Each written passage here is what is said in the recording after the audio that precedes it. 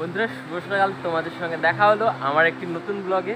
আজকে দেখো বন্ধুরা, আমাকে একটু অন্যরকম লাগছে, কারণ এখন সকাল সকাল তো বন্ধুরা অতিরিক্ত ঠান্ডার কারণে আমি গায়ে সোয়েটার দিয়ে রেখেছি আর পুরো ব্লগ স্টার্ট করছি পুরো সমুদ্রের পাশ থেকে বন্ধুরা।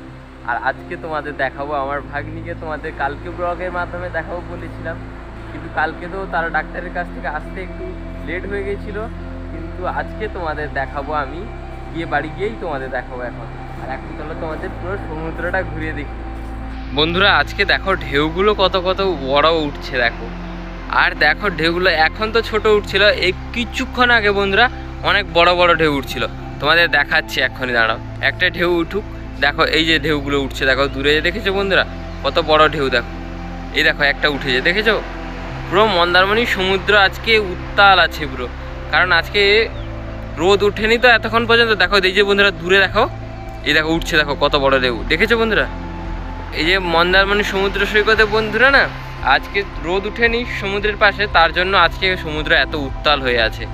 আর বন্ধুরা সমুদ্র আজকে এতটা উত্তাল তোমাদের দেখালাম, কিন্তু উত্তালটা কেন আমি বলি এবার তোমাদের।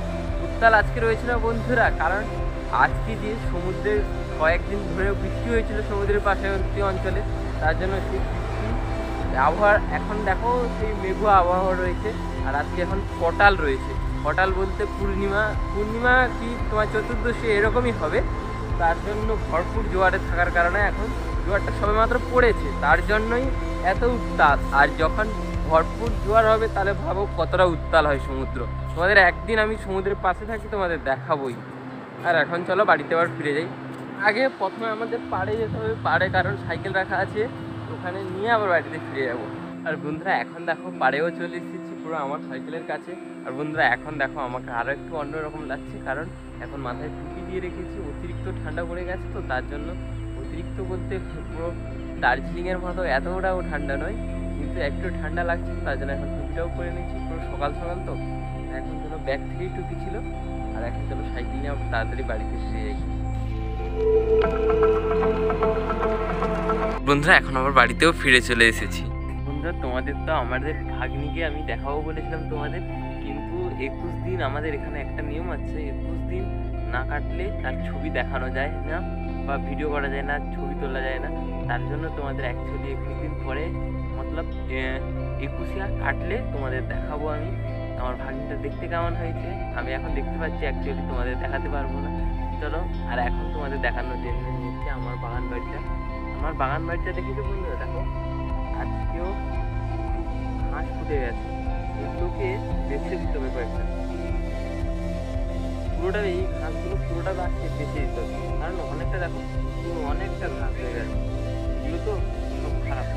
আর এইসব বন্ধুরা ঘাস হয়ে গেলে ধীরে ধীরে জঙ্গল হয়ে যায়, তার জন্য পুরো ঘাসগুলোকে একটু তুলে দিতে হবে।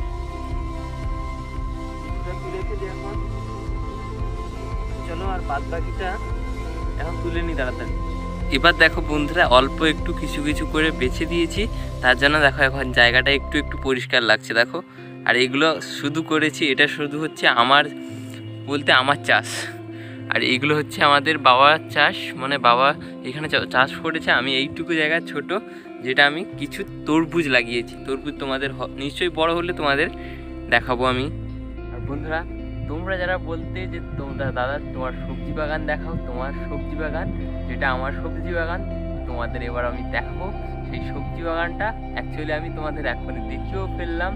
চলো আবার আমার নতুন নতুন ব্লগের মাধ্যমে তোমাদের দেখাবো আমার সবজি বাগানে যে কত বড় বড় তরমুজ হয়, তোমাদের সেগুলো আমি দেখাবো। এখন চলো আবার বাড়িতে ফিরে যাই।